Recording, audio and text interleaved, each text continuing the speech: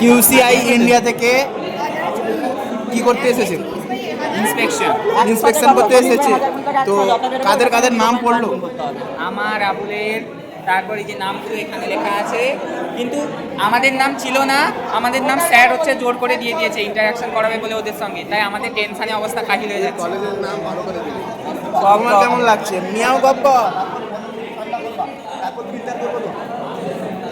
সঞ্জিত, তোমার নাম কি আছে? আর আমাদের নাম তো ছিল না। তোমার নাম আছে? এত শান্ত শিষ্ট ছেলেকে যে কেন ডাকে?